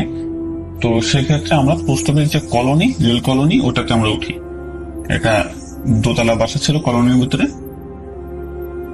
তো ওই কলোনিতে আমরা ওঠার পরে কিছু সমস্যার সম্মুখীন হই প্রথমে। তো আমি তখন ছোট ছিলাম, যেহেতু এগুলো আম্মুর থেকে পরে শোনা। তো একদিন আমার বড় আপার নাম হচ্ছে মুক্তি। তখন বড় আপার বয়স হচ্ছে আপনার এই 10-11 এমন হবে। তো আমার বড় আপা আমার কাপড় চোপড় নাইট দেওয়ার জন্য ছাদে গেছে। আমি প্রথমে আসলে আমি কলোনির একটু বর্ণনা দিয়ে দিই। কলোনিটা আসলে অনেক বড়, এখানে সরকারি চাকরিজীবী সবাই থাকে। আর আমরা ওখানে একটাই দোতলা বাসা ছিল, আমরা দোতলায় থাকতাম, নিচে একটা ফ্যামিলি থাকতো। আর আসলে সব একতলা বাড়ি, মানে কলোনির ভিতরে ঘেরা দেওয়া আর কি। পাশে একটা পুকুর ছিল, মানে অনেক গাছপালা দিয়ে ঘেরা রাসেল ভাই। আর আমি ছবিও পাঠিয়েছি রাসেল ভাই, দেখে নিবেন। তো তারপরে রাসেল ভাই যখন আমার আপু আমার জামা কাপড় ওই দোতলার ছাদে নাড়ি দিতে গেছিল, তো এই ভোর দুপুর বেলা, তখন হঠাৎ করে আপু খেয়াল করে যে ছাদের কিনারে এক সাইডে একটা প্রায় আপুর বয়সেরই এই 8-9 বছরের একটা মেয়ে দাঁড়ায় আছে, চুল ছেড়ে দিয়ে এই দাঁড়ায় আছে। তো আমার আপু ওখানে তেমন, আমার আপুর কেউ খেলার ছিল না, যেহেতু আপুর বয়স অল্প ছিল তখন, বড় আপা। তো সেই ক্ষেত্রে আপা যায় বলে যে তোমার নাম কি? তো দেখে মেয়েটা কোনো কথা বলে না। তো আপু ওখানে দাঁড়ায় ওই মেয়ের সাথে কথা বলতেছিল। তো অনেক সময় হয়ে যাচ্ছিল, আমার আম্মু রান্না বান্না করবে। তো সেজন্য আমার আম্মু আবার কি করছে, আমার বড় আপুকে ডাকার জন্য ছাদে চলে গেছে। ছাদে যা দেখে যে রাসেল ভাই আমার আপু ছাদের ওয়ালের উপরে দাঁড়ায় আছে, একটু হলে ধরেন ছাদে থেকে পড়ে যাবে এমন অবস্থা। রাসেল ভাই তারপরে আমার আম্মু দৌড়ায় যে আমার আপুর হাত ধরে নিচে নামায় রাসেল ভাই আমার আম্মু জিজ্ঞেস করে যে তুমি ছাদে ওখানে উঠছো কেন, আর হলে তো পড়ে যায়। তো আমার আপু জিজ্ঞেস করে যে আমি তোর উপর উঠিনি। আপু তখন মানে হুশ আসছে যে আপু কোথায় দাঁড়াইছিল, মানে রাসেল ভাই একেবারে ছাদের কিনারে, আর একটু হলে পড়ে যাবে। তো তারপর রাসেল ভাই আপু জিজ্ঞেস করলো যে তুমি ওখানে কেন গেছো? তো জিজ্ঞেস করে যে আমি ওখানে তো একটা মেয়ে দাঁড়ায় আছে, ওর সাথে কথা বলতেছিলাম। তা আম্মু বলে কই মেয়ে? পরে আপু জায়গায় দেখে যে ওখানে কোনো মেয়েই নেই। তা আম্মু বিষয়টা সেভাবে নেয় না। তা আম্মু আপুকে নিয়ে আসার পরে রাসেল ভাই, তো তারপরে কিছুদিন পর থেকে আমার প্রচন্ড জ্বর, আমারও জ্বর, আপুরও জ্বর। এত পরিমাণে জ্বর যে সারেই না, মানে একেবারে না বাঁচার মতো অবস্থা। আর কিছুদিন পর পরই ধরেন আমাদের বাসায় কিছু সমস্যা হচ্ছিল, যেমন আমার আম্মু একটা জিনিস এখানে রেখে দিচ্ছে, ওই জিনিসটা ওখানে পাওয়া যাচ্ছে না, মানে এই সামনে রেখে দেয় আর পাওয়া যায় না, এমনই ঘটনা দিন দুই দিন হচ্ছিল। তারপরে রাসেল ভাই আমরা কলোনিটা চেঞ্জ করি। আমার আব্বা শহরে একটা জায়গা কিনে ওখানে আমরা বাসা করি। এখন পর্যন্ত আমরা ওই বাসাতেই থাকি। তো রাসেল ভাই, তো এখানে এই ঘটনাটা যখন এখানে হচ্ছিল, তো আমরা চেঞ্জ করে আমাদের নতুন বাসায় চলে যাই। তো যাওয়ার পর থেকে রাসেল ভাই আর কোনো সমস্যা হয় নাই অনেকদিন প্রায়। তো আমি আস্তে আস্তে বড় হই, আমার বড় বড় বিয়ে হয়ে যায়, আর মেজ অপরা বিয়ে হয়ে যায়। জাস্ট আমার বাসায় আমি, আমার ছোট আপু আর আম্মু থাকতাম। তো আব্বুর বেশিরভাগ রাতের সময় ডিউটি করতো, আব্বু আর ডে ডিউটি করতো না। তো রাসেল ভাই, আমি আস্তে আস্তে ক্লাস 10-এ উঠে যাই। আমার মূল ঘটনা প্রায় এখান থেকেই শুরু রাসেল ভাই। আমি যখন 10-এ উঠে যাই, তো আমার যে স্কুলটা ছিল রাসেল ভাই, ওই স্কুলটা ছিল ওই কলোনি থেকে 2 মিনিট দূরে হবে, 2 মিনিট দূরে হবে। তো রাসেল ভাই, আমি একদিন স্কুলে যাই, আমার এসএসসি পরীক্ষার আগে, মডেল টেস্ট পরীক্ষার আগে এই ঘটনা। তো আমি স্কুলে যাই, তো আমার বন্ধুরা বলল যে সবাই চলো আজকে আমরা ফুটবল খেলবো। তো রাসেল ভাই ফুটবল খেলবে, তো আমরা সব বন্ধুরা মিলে মাঠে গেলাম। মাঠটা ছিল হচ্ছে রাসেল ভাই, মাঠটার নাম ছিল স্টেডিয়াম মাঠ। স্টেডিয়াম মাঠের পাশেই ছিল ওই কলোনিটা রাসেল ভাই, আমরা যে প্রথমে থাকতাম ওই কলোনিটা রাসেল ভাই। তো রাসেল ভাই আমরা ওখানে খেলতে গেলাম। তো বন্ধুরা খেলার পরে, তো সেদিন আবার একটু বৃষ্টি হচ্ছিল রাসেল ভাই, সেজন্য আমরা ফুটবল খেলার প্রোগ্রামটা করছিলাম। তো বৃষ্টি হওয়ার ফলে খেলার পরে আমাদের সবার গায়ে মোটামুটি কাদা লেগে গেছিল। তো আমরা ভাবলাম, প্রথমে বলছিলাম রাসেল ভাই ওই কলোনিতে একটা পুকুর ছিল। তো আমরা সব বন্ধুরা বললাম যে ঠিক আছে, আমরা ওই পুকুরে খেলার পরে গোসল করে তারপর সবাই বাসায় যাবো। তো রাসেল ভাই আমি বললাম ঠিক আছে চলো সবাই যাই। তো সবাই গেলাম। যাওয়ার পরে রাসেল ভাই আমরা সব বন্ধু বান্ধব ওই কলোনির ভিতরে ঢুকলাম। ঢুকে সব বন্ধুরা তো পুকুরে নেমে গেছে আগেই। তো আমি কলোনির ভিতরে ঢোকার পর থেকে রাসেল ভাই, একদম ঢোকার পর থেকে আমার মানে মনে হচ্ছিল, আমার একটু অন্যরকম লাগতেছিল রাসেল ভাই, যে আমার ঘাড় এত ভার হয়ে আছে, মনে হচ্ছে ঘাড়ের উপর 3-4 জন বসে আছে রাসেল ভাই। এত পরিমাণে শরীর খারাপ হতে লাগতেছিল, মানে আমি আর দাঁড়ায় থাকতে পারতেছিলাম না। তো লাস্টে আমি আমার বন্ধুদের বলে আমি ওখান থেকে চলে আসি রাসেল ভাই, যে আমার শরীর খারাপ করতেছে, আমি আর গোসল করব না, আমি বাসায় যাই, তোমরা থাকো। এটা বলে রাসেল ভাই আমি চলে আসি। বাসায় আসার পর থেকে রাসেল ভাই আমার প্রায় 1 সপ্তাহ জ্বর, মানে জ্বর সারে না তো সারেই না। তো তারপরে রাসেল ভাই আমি প্রায় স্কুলে আমার যাওয়া বন্ধই হয়ে যায়। তো তারপরে এরকম 9 দিনের দিন আমার জ্বরটা একটু সারে। তারপর থেকে রাসেল ভাই আমি মানে স্কুলে যাওয়া প্রায় বন্ধই করে দিছিলাম রাসেল ভাই। জ্বর সেরে যাওয়ার পরে আমি প্রায় স্কুলে যাওয়া বন্ধই করে দিছিলাম। তো জ্বর সারার পর থেকে রাসেল ভাই আমার সাথে নতুন নতুন কিছু সমস্যা শুরু হচ্ছিল। যেমন আমি যখন বাসার ভিতর থাকতাম অকারণেই আমি রেগে যেতাম। মানে আমার বাসায় এত সমস্যা শুরু হলো রাসেল ভাই যা বলা যাবে না। যে আমার আব্বু আম্মুর সাথে রাগারাগি, এই ছোট ছোট কথাই রাগারাগি মারামারি পর্যায়ে চলে যেত। আমি যখনই রাসেল ভাই বাসার বাইরে থাকতাম তখন সবকিছু ঠিক, কিন্তু যখনই আমি বাসায় ঢুকবো রাসেল ভাই তখনই মানে কি হয়ে যায় রাসেল ভাই, যে মারামারি পর্যায়ে চলে যায় রাসেল ভাই। তো এই কারণে আমি স্কুলেও যাই না, আবার বাসার বাইরে থাকলে ঠিক ভালো থাকি, আবার ভিতরে ঢুকলেই আপনার ধরেন ঝামেলা শুরু হয়ে যায়। তো সেই জন্য বাসার আব্বুর যারা বন্ধু বান্ধব ছিল মহল্লায়, তারা আব্বুকে বলছিল যে হয়তো বা সোহাগের কোনো সমস্যা আছে, তোমরা একটু ডাক্তারের কাছে দেখাও বা একটা হুজুরে দেখাও। তো আমার সাথে কিন্তু তখন আসলে কোনো সমস্যা নাই, খালি বাসায় ঝামেলা মারামারি, এই ঝড়গাঝাটি, এটা আপুর সাথে, ছোট আপুর সাথে আমার ঝড়গাঝাটি শান্তি। মানে এক কথায় আমি বাসায় নিয়ে মনে সহ্যই করতে পারতাম না। আমার রুমে আমি যখন থাকতাম আসলে আমি রুম সবসময় ভিতর থেকে তালা মেরে রাখতাম, আর আমার রুমে কাউকে ঢুকতে দিতাম না রাসেল ভাই। তো একদিন আমার আম্মু আব্বুকে বলে যে তুমি একটু যাও আমাদের মসজিদের হুজুরকে একটু ডেকে আনো, সবাইকে দেখাও। তো রাসেল ভাই আমার আব্বু 5 ওয়াক্ত নামাজ পড়তো, তো হুজুরের সাথে দেখা গেল আমাদের মাদ্রাসা মসজিদ। তো ওখানে যায় কথা বলে। তো কথা বলার পরে হুজুর বাসায় এসে আমাকে সারাফু দেয়, পানি করে দিয়ে যায়, দিয়ে চলে যায়, বলে তেমন কিছু না, সমস্যা নাই, ওকে 5 ওয়াক্ত নামাজ পড়তে বলেন আর দেখে শুনে থাকতে বলেন, তাহলেই হবে। তো বলে চলে যায়। তো রাসেল ভাই ওই দিন রাত্রে থেকে ঘটনাটা আরো বেড়ে যায় রাসেল ভাই। তো তখন শীতের সময় ছিল রাসেল ভাই, শীতের সময় ছিল, মানে শীত কেবল পড়ছে। তো আমার একটা অভ্যাস ছিল রাসেল ভাই, গরম হোক শীত হোক আমি ফ্যান দিয়ে কাঁথা মোড় দিয়ে শুয়ে থাকতাম। তো তখনও রাসেল ভাই আমি কম্বল গায়েপুর দিয়ে আমি ফ্যান সাইড দিয়ে শুয়েছি। তো ফ্যান সাইড দিয়ে শুয়েছি রাসেল ভাই। তারপরে আমার এত পরিমাণে শীত লাগতেছিল, মানে শীতের এমনি দিন, তাও পরিমাণে এত পরিমাণে রুমটা ঠান্ডা হয়ে গেছিল। রুমের বাইরে গরম রাসেল ভাই, কিন্তু রুমের ভিতরে এত ঠান্ডা মানে বলা যাবে না। তারপর আমি ওইটা ফ্যান অফ করে দিয়ে 2টা কম্বল নিয়ে আমি শুলাম। শোয়ার পরে রাসেল ভাই আমার মানে একটু অন্যরকম লাগতেছিল, মনে হচ্ছে আমার ঘরে অন্য কেউ আছে, এমন মনে হচ্ছিল রাসেল ভাই। তো দোয়া কালাম করে আমি শুয়ে পড়লাম। শুয়ে পড়ার পরে রাসেল ভাই মানে হয় না যে হালকা ঘুম ভেঙে যায়, এই পাশ ওপাশ হলে, মানে ডান পাশ থেকে বাম পাশে হলে ঘুমটা ভেঙে যায় বা হালকা হয়ে যায়। তো হঠাৎ আমার এই পাশ ডান কাছ থেকে আমি বাম পাশে হয়েছি। বাম পাশে হচ্ছে আমার টিভি সাইডে, মানে খাটের পাশে বাম সাইডে হচ্ছে ফাঁকা।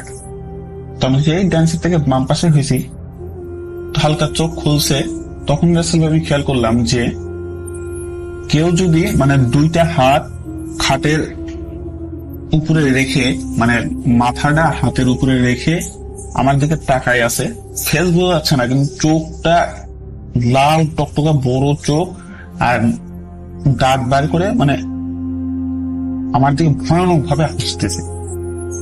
আসলে আমি এখন বলতেছি, আমি আমার রুমে বসেই রেকর্ড করতেছি আর আমার গায়ের লোম দাঁড়ায় যাচ্ছে রাসেল ভাই এই ঘটনাটা বলতে, যে আমি মানে সেদিনকার যে চেহারা রাসেল ভাই, আমি ওটা ভোলার মতো না রাসেল ভাই। আমার দিকে লাল চোখ করে তাকায় আছে, মনে হচ্ছে আমার পুরো রেগে আছে, কিন্তু হাসতেছে আমার দিকে তাকায় রাসেল ভাই। তখন আমি ভয়ে এক লাফায় উঠি রাসেল ভাই, আমি চেকুর দিয়ে উঠি। ওই দিন আবার রাত্রে আমার আব্বু ছুটি ছিল। তো আমার আব্বু, ছোট আপু, আম্মু সবাই রুমে চলে আসে। আমার রুমে আসার পর থেকে আমার আব্বু চেক করে কি কেউ আছে নাকি, কি হয়েছে। আমি বলি আব্বু এই ব্যাপার, আমি তো ঘামতেছি রাসেল ভাই, খুব প্রচুর পরিমাণে ঘামতেছি। তারপরে আব্বু খাটার নিচে চেক করে দেখে যে না কিছু নাই, তুমি হয়তো স্বপ্ন দেখছো, তুমি ঘুমায় পড়ো। তো আমি শুয়ে পড়ার পরে রাসেল ভাই, যেহেতু আমার আব্বু আম্মুর রুম পাশেই, আমার আব্বু এই বিষয়টা একটু খেয়ালে নেয়। তো পরে হুজুরের কাছে এইসব আলোচনা করে, তো হুজুর বলেন সমস্যা নাই, আমি একদিন আপনার বাসায় আসবো নি। তো রাসেল ভাই তো একদিন তারপরের দিনই আমাদের মাদ্রাসার হুজুর আর একটা হাফেজ সাহেব এলাকার ওই বাসায় আসতে। বাসায় আসার পর থেকে রাসেল ভাই ওই যে হাফেজটা ছিল এলাকায়, ও বাসায় ঢুকে আমার দিকে তাকানোর পর থেকে রাসেল ভাই ও মানে হুজুরকে রাখে ও বাসা থেকে চলে গেছে। বলছে আমি আসতেছি, আইসে বাসা থেকে চলে গেছে, আর আসে না, চলে গেছে। তারপরে হুজুর বলছে যে আমার সাথে চলে গেল, আচ্ছা আমরা তাহলে পরে আসবো না, হয়তো কোন কাজ আছে। তো হুজুর যায়, পরে ওই হাফেজ সাহেবের সাথে দেখা করে বলে আপনি চলে আসলেন কেন? তো হুজুরে ওই হাফেজ সাহেব বলছিল যে ওই ছেলের সাথে কিছু আছে, কারণ আমি বাসায় যখনই ওই হাফেজ সাহেব ঢুকছিল তখন ওনারও মানে অস্বাভাবিক লাগছিল, মানে ওনার শরীর খারাপ ছিল, সেজন্য উনি চলে যায়। তো পরে ঘটনাটা আব্বুকে বলে যে এই ব্যাপার, হয়তো আপনার বাসায় কোনো খারাপ কিছু আছে। তো এটা শোনার পরে আমার আব্বু আম্মুকে জানায়। আম্মু এটা শুনে তো অনেক ভয় পায়, আসলেই তো আমাদের বাসায় যে ঝামেলাগুলো হচ্ছে এগুলো তো অস্বাভাবিক।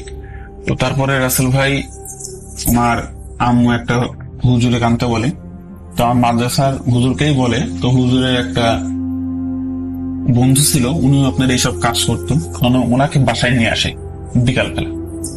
তো রাসেল ভাই যেদিন থেকে ধরেন আমার আব্বু হুজুরদের জানাইছে, মানে আমার বাসায় হুজুরদের যাতায়াত বাড়ছে, সেদিন থেকে আমার ঘটনা আরো ভয়ানক থেকে ভয়ানক হচ্ছিল রাসেল ভাই। তো রাসেল ভাই যখন ওই হুজুরের বন্ধুকে নিয়ে আমার বাসায় আসছে, আসার পরে আমার ঘরে ঢুকছে, ঢোকার পর থেকে আমার ঘর এত ঠান্ডা, মানে দিনের বেলায় এত ঠান্ডা ঘর, দুপুর বেলা রাসেল ভাই আর ঠান্ডা, অস্বাভাবিক ঘরে মনে হচ্ছে ফ্রিজের মধ্যে আসি রাসেল ভাই। তো তারপরে ঘরের ভিতর বসে আমিও খাটে বসে আছি, তো হুজুর কি করছে রাসেল ভাই, তো আমার আসলে তারপরে আমার আর কিছু মনে না, হঠাৎ করে আর আমার খেয়াল নাই কিছু। পরে আমি এই ঘটনাটা পরে আম্মুর কাছ থেকে শুনছি যে হুজুর যখন রাসেল ভাই বাসায় ঢুকছিল, ঢোকার পরে আমার রুমে আসে, রুমে আসার পরে ওই হুজুর এই রুমের ফ্লোরে বসে আর একটা পিতলের এই তোমার কলসি জাতীয় কিছু মাঝখানে রেখে বসে আসন বসায়। বসানোর পরে রাসেল ভাই উনি আমার হাত ধরে বলে যে, হাতের কনিষ্ঠ আঙ্গুলি ধরে চেপে ধরে আমাকে কিছু জিজ্ঞেস করে। তো বলে যে তোমার নাম কি, আমার নাম জিজ্ঞেস করে রাসেল ভাই। তো আমি আমার নাম জেনারেলি আমার নাম বলে আমি সোহাগই বলি। তো কিন্তু উনি ওনার দুইটা আঙ্গুল আমার মুখের ভিতর দেয়। তা আমি তখন হাসতেছিলাম। সাধারণভাবে মানুষের মুখের মধ্যে আঙ্গুল দিলে মানে হাসার কথা না হতো, আমি অনেক জোরে জোরে হাসতেছিলাম। যখন হাসতেছিলাম রাসেল ভাই, তখন আমার ওই বাসা যেহেতু মানে সেমি ফাঁকা ছিল, মানে দেওয়ালগুলো ফাঁকা ছিল, উপরে টিন ছিল, তো টিনের পরে ধাবর ধুবুর করে ইট পাথরের ঢেলের আওয়াজ। কিন্তু রাসেল ভাই কোনো ওখানে আমরা আব্বু বাইরে যায় দেখে যে কোনো ঢেল ইট পাটকেল নাই, অটোমেটিক আওয়াজ হচ্ছে, মনে হচ্ছে উপরে ভেঙে যাচ্ছে, এরকম অবস্থা রাসেল ভাই দিনের উপরে। তো তারপরে রাসেল ভাই তো উনি আর কিছু করে না, উনি উঠে বাড়ির বাইরে চলে যায়, যে আব্বুকে বলে যে ছেলের সাথে হয়তো একটা সমস্যা আছে, তো আপনার মাদ্রাসা থেকে 2টা হাফেজ নিয়ে আসেন। তো সরি রাসেল ভাই, একটা হাফেজ আনার কথা বলছিল, ছোট বাচ্চা একটা আনার কথা বলছিল। তো মাদ্রাসার একটা ছেলে ছিল, নাম ছিল আবু, বাচ্চা ছিল হাফেজ। তো ওকে নিয়ে আসে, যেহেতু মাদ্রাসার হুজুরও ছিল, তো ওকে নিয়ে আসে রাসেল ভাই। আনার পরে ওই দিনই আবার আসন বসার পরে বিকালের দিকে তো ওই আবুর চালাতে সরিষার তেল দিয়ে ওকে দেখতে বলে যে দেখো তো কিছু দেখতে পারো নাকি। তো তখন আমি নর্মাল রাসেল ভাই, তখন মুখ দেখতে বলে। তখন দেখার পরে রাসেল ভাই ওই আবুরা পাশের রুমে যায়, কথা বলতে থাকে। তো আবার আমার রুমে এসে জিজ্ঞাসা করে যে তোমার কেমন লাগে, তোমার কি মনে হয় যে তোমার আশেপাশে কেউ আছে। আমি বলি যে হ্যাঁ, আমার মনে হয় যে আমার আশেপাশে কেউ থাকে, এরকম আমি বলি। তো তারপরে রাসেল ভাই ওই বাচ্চা হাফেজ ডাকে, ওকে আবার দেখতে বলে, আমার সামনে বসায়। তো রাসেল ভাই পরে ওই বাচ্চা বলে যে আমি আমার চারার মধ্যে 2জনে দেখতে পারতেছি, একটা হচ্ছে 2জনই মহিলা দেখতে পারতেছি, যে একজন একটু বয়স্ক আর একজন একটু অল্প বয়স্ক, মানে একজনের বয়স হচ্ছে আপনার প্রায় 20 থেকে 25-এর মধ্যে, আর একজনের বয়স হচ্ছে আপনার একটু বেশি বয়স্ক আর কি। হ্যাঁ, তো এটা বলে। তো তখন ওই হুজুর বলে যে আমার আব্বুকে বলে যে আপনার ছেলের সাথে 2টা পরী আছে, মানে মহিলা জিন আছে, যাতে পরী বলা হয় আর কি, আছে। তো যার কারণে ও আপনার মহিলা মানুষ সহ্য করতে পারে না, যার কারণে ও যখনই বাসার ভিতরে ঢোকে তখনই ও আসর করে, যার ফলে আপনাদের সাথে ঝামেলা করে। আর যেহেতু বাসার বাইরে গেলে ওর উপরে আসরটা একটু কম হয়, যার কারণে বাসার বাইরে ও সবার সাথেই ভালো, খালি বাসায় যখন ঢুকে আপনারা খেয়াল করেন, বাসায় ঢুকলে আপনার ও এইরকম ক্ষিপ্র হয়ে যায়, আর ও রুমে কাউকে ঢুকতে দেয় না, এই কারণে আর কি। তো আমার আম্মু বলে হ্যাঁ এই ব্যাপার তো রুমে কাউকে ঢুকতে দেয় না। তো হওয়ার পর থেকে রাসেল ভাই তাও হুজুর বলে তাবিজ দিয়ে পানি পড়া দিয়ে চলে যায় যে এটা পরে রাখবেন হাতে সবসময়। তো আমি রাসেল ভাই তাবিজ আমার বিশ্বাস রাখি না, আমি তাবিজে বিশ্বাস রাখি না। তো আমি 2-1 দিন ভালো যায়, বলে থাকি সমস্যা নেই। পরে একদিন স্কুলে যাই, ওই আবার খেলাধুলা করি টিফিনে আমরা। তো টিফিনে খেলাধুলা করতে লাগে, আর আসলে কখন ওই তাবিজ ছিঁড়ে কোথায় পড়ে গেছে আর খেয়াল করিনি, বাসায় আসতে খেয়ালও নাই। তো রাসেল ভাই আমি ওই দিন রাত থেকে আবার সমস্যা শুরু হয় রাসেল ভাই, ভয়ানক অবস্থা ধারণ করে। ওই দিন রাত্রে আমি শুয়ে আছি, লেপ মুড়ি দিয়ে শুয়ে আছি, বেশি শীত পড়ছে তো লেপ মুড়ি দিয়ে শুয়ে আছি। তো রাসেল ভাই তখন রাত কত বাজবে, ওই দিন আমার আব্বু আবার অফিসে ডিউটিতে আছে, বাসায় শুধু আমি, আমার ছোট আপু, আমার আবার বড় আপুর ডেলিভারি হয়েছে বাচ্চা, তো বাচ্চা আমাদের বাসায় আছে, বড় আপু আছে, ছোট আপা, আমি আর আমার আম্মু রাখছে। তো রাসেল ভাই আমি শুয়ে আছি, তখন রাত 1টা কি 1:30 আনুমানিক, যেহেতু অনেক আগের ঘটনা। তো এরকম আমি তখন রাসেল ভাই ক্লাস 10-এ পড়ি, আমি ক্লাস 10-এ পড়ি। এটা হচ্ছে আপনার প্রায় 2016 সালের ঘটনা, এখানে 16 সালের মানে শীতের সময়কার।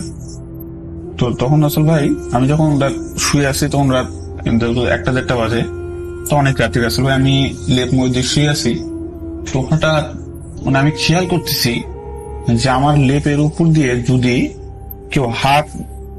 কেউ এরকম হাত বুলায়, মানে মুখের উপর দিয়ে যদি হাত কেউ নিয়ে যায় পরশ মারার জন্য, আবার যদি দড়ি বা চুল জাতীয় কিছু যদি ওই লেপের উপর দিয়ে কুমারগত লাড়াচাড়া করে, তাহলে একটা অনুভব হয় না রাসেল ভাই, শিরশির এটা অনুভব হয়, অমন লাগতেছে। তো আমি রাসেল ভাই আমি একটু ভয় পেয়ে যাই, যেহেতু পূর্বে আমার সাথে কিছু ঘটনা ঘটছে, আমি একটু ভয় পেয়ে যাই। তো ভয় পাওয়ার পরে রাসেল ভাই আমি সম্পূর্ণ লেপের মধ্যে ঢুকে যাই, লেপের মধ্যে মাথা ঢুকাই নিয়ে লেপের মাঝখান থেকে আমি একটু দেখার চেষ্টা করি যে কি আছে নাকি, কেউ আছে না। তো আমি রাসেল ভাই হালকা লেপের মাঝখান থেকে মাথাটা বাইর করে রুমের ভিতরে তাকাই, আমি ডিম লাইট জ্বলতেছিল রাসেল ভাই। তো আমার খাটের পিছনের সাইডে, খাটের সামনের সাইডে হচ্ছে আপনার আমার একটা আলনা আছে, একটা চেয়ার আছে। তো রাসেল ভাই চেয়ারের সাইডে দেখি যে মানে রুম অন্ধকার, কিন্তু ওই জায়গায় একটু ঘুম সংযোগ, আমার মনে হচ্ছে কেউ দাঁড়ায় আছে, একটা অবয়ব টাইপের দাঁড়ায় আছে, কিন্তু বোঝা যাচ্ছে যেটা মানুষ দাঁড়ায় আছে। আমি অর্ধেক দেখছি, মানে মাজার উপরের সাইডে, যদি আমি খাটের উপরে ছিলাম পায়ের দিকে দেখতে পারিনি, মাজা থেকে মাথা সাইড পর্যন্ত গুমোট অন্ধকার, কিন্তু মনে হচ্ছে চুলগুলো অনেক বড় বড়, মানে বাতাসে এরকম মানে লড়তেছে, এরকম অবস্থা। এইটা দেখে রাসেল ভাই আমি মানে জোরে লাফায় উঠি, লাফায় উঠি। তারপর থেকে রাসেল ভাই আমার আর কিছু খেয়াল নাই।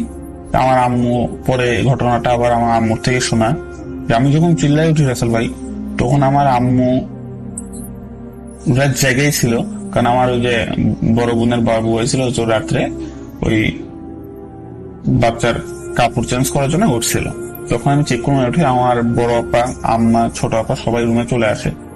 আসার পরে দেখে যে আমি খাটের উপর বসে আছি, কোনো কথা বলতেছি না, কিন্তু খাটের উপর বসে আছি, মাথা নিচু করে বসে আছি। তো তখন আমার আম্মু এসে জিজ্ঞেস করে কি হয়েছে, চেক করে মিলে, আমি কোনো কথা বলি না রাসেল ভাই। তখন আমি আমার আম্মুকে ধাক্কা মেরে ফেলাই দিই, তোরা কেন আমার রুমে আসছিস, রুম থেকে বাইর হয়ে যা, এখানে কারো আসার দরকার নাই, চলে যায়। এইভাবে কথা মানে হালকা গোলা কণ্ঠ, ভার মোটা কণ্ঠে বলতেছে রুম থেকে বার হয়ে যা, তোরা আমার রুমে আসবি না, এইভাবে বলে বাইরে যেতে বল। আম্মু কি হয়েছে হ্যান তেন। তো রাসেল ভাই আমি এত রাগারাগি করতেছিলাম, রাগারাগি করার ফলে আমার আম্মু রাগে আমার আব্বুকে ফোন দেয় যে দেখো সহজ এরকম পাগলামি করতেছে, তুমি আসো। তো আসো তো যেই বলছে, তো আমি বলছে আমার আব্বু আমার অফিস থেকে একটা লোকে নিয়ে আমার বাসায় আসছে, কি হয়েছে। আমি তখন বসে আছি রাসেল ভাই, আমার তো একটা কথা বলতে ভুলে গেছি, যখন আব্বু আসতেছিল তখন আমি আবার মোটামুটি নর্মাল হয়ে গেছিলাম, আমি আম্মুদের রুমে বসেছিলাম। তখন যে আব্বু রুমের মানে বাড়িতে আসছে, করেন্ট বিল দিয়েছে, তখন থেকে আমার আর হুঁশ নাই। তখন কি হয়েছে পরের ঘটনা আবার আম্মুর থেকে শোনা যে আব্বু যখন বাসায় আসছিল রাসেল ভাই, ঢুকলো, যেহেতু আমার আব্বু 5 ওয়াক্ত নামাজ পড়তো, ইসলামের দিকে খুব মনোযোগী ছিল, বাসায় আসার পর থেকে আব্বু আসার আগে কিন্তু আমি বলতেছিলাম যে আব্বু ডেকে নিয়ে আসো, আমি আজকে বাসায় থাকবো না, আমি আব্বুর অফিসে যে আজকে থাকবো। কিন্তু যখনই আব্বু আসতেছিল আমি মানে না, ওকে আসছে, হ্যাঁ ও কেন আসছে, আমি কোথাও যাবো না, আমি বাসায় থাকবো, আমার কোনো সমস্যা নেই, আব্বুকে চলে যেতে বলো, আমি কোথাও যাবো না। এভাবে বলতেছিলাম। তা আব্বু বললো চলো যাই, আজকে আমার সাথে অফিসে থাকো, ভালো লাগবে নি। তো আব্বুর সাথে যে আঙ্কেলটা আসছিল উনি বললো যে চলো যাই আমাদের সাথে, আজকে একটু বসে গল্প করো। তো আমাকে নিয়ে যাবে, কিন্তু আমি যাচ্ছি না রাসেল ভাই। তো আমি তখনই বলে অনেক ক্ষিপ্র হয়ে উঠি, যেহেতু আমার আপুর বাচ্চা ছিল, তা আপু বাচ্চাটাকে নিয়ে অন্য রুমে চলে যায়। যাওয়ার পরে আমি ওই রুমে রাসেল ভাই জাজিম ছিল, জাজিম বলতে তোষক, মোটা তোষক, ওইটা আমি আমার বাম হাত দিয়ে বলে মাঝখান থেকে টান দিয়ে, মানে নখের মধ্যে টান দিয়ে আঁচড় মারে ছিঁড়ে ফেলি রাসেল ভাই জাজিমটা। তখন আমার চোখ মুখ বলে অনেক রক্ত লাল হয়েছিল, আর আমার কণ্ঠস্বর চেঞ্জ হয়ে গেছিল রাসেল ভাই। তো এটা দেখে আমার আব্বু আমাকে চাপে ধরে যে কি হয়েছে, সবাই অস্বাভাবিক ভাবে তাকাই আছে যে আমার এক হাতে বাম হাতের আসরে জাজিম মাঝখান থেকে ছিঁড়ে গেছে রাসেল ভাই একেবারে। এই অবস্থা। তারপরে রাসেল ভাই নিয়ে যায়, আমাকে অন্য ঘরে টাইনে নিয়ে যেতে চাই, কিন্তু আমি যাই না, সবাই ধাক্কি করে মানে ফাইলে দিয়ে আমার আব্বুরও পায়ে কেটে যায়। তো তারপরে আমার আব্বু দোয়া কালাম পরে বলে আমার ফু দেয়, আয়াতুল কুরসি করে ফু দেয়, অনেক দোয়া কালাম করে ফু দেয়। তারপরে বলে আমি একটু নর্মাল হই, তারপরে আমি একটু স্বাভাবিক হয়ে রাসেল ভাই। তারপরে আমি মানে ঘুমাই যাই, অটোমেটিক আমি ঘুমাই যাই। পরের দিন সকালে আমার ঘুম ভাঙে, কিন্তু 11টা-12টা বেজে গেছে ঘুম ভাঙে, কিন্তু তারপর আমার শরীর এত ব্যথা করতেছিল রাসেল ভাই, মানে শরীর মনে হচ্ছিল আমার কেউ মারছে, এমন অবস্থা। তারপরে এরকমই সমস্যা তো প্রায় হচ্ছিল। তো একদিন কি হয়েছে, আমি শুয়ে আছি রাসেল ভাই, আবার রাত্রে এই ঘটনা। তখন রাত ওই 1টা-1:30 এরকম বাজে রাসেল ভাই। তো আমার বড় বোন আমার ওই ভাই নেই আপনার খাওয়ানোর জন্য উঠছে, দুধ খাওয়ানোর জন্য উঠছে, ঘুম থেকে উঠছে। তো বাচ্চারা রাত্রে জেগে থাকে, উঠছে, আমার আম্মুরা উঠছে। তো আমার আপু দেখে যে আমার রুমের ভিতর থেকে এক ধরনের আলো দরজায় নিচ দিয়ে দেখা যাচ্ছে। তো আমি যেহেতু ঘরের লাইট অফ করে শুইতাম রাসেল ভাই, তখন আমি আমার আপু দেখতে আসে যে কিসের আলো, যাই দেখি। তো রাসেল ভাই আমার আপু যখন আমার রুমের দরজার ওখানে আসে, দেখে দরজা খোলা। তো আমার আপু দরজাটা ভিড়া দিয়ে খুলে রুমের ভিতরে তাকায়। তো রাসেল ভাই আমার আপু যেটা দেখে, আসলে আমি কথাটা বলতেছি আমার হাতের লোম খাড়া হয়ে যাচ্ছে রাসেল ভাই। আমার আপু ঢুকে যেটা দেখে রাসেল ভাই, যে আমার বালিশের সাইডে মানে একটা মেয়ে, আপুর বয়সী হবে, একটা মেয়ে দাঁড়ায় আছে, আমার দিকে তাকায় আছে, খুব রাগী চোখে তাকায় আছে। আর আবার আপু ওই সাইডে তাকাইছে, দেখো ওই সাইডে একটা মহিলা আমার দিকে আগে চোখে তাকাচ্ছে, মানে ঘরের মধ্যে দুইজন আমার দিকে তাকায় আছে খাটের দুই পাশে।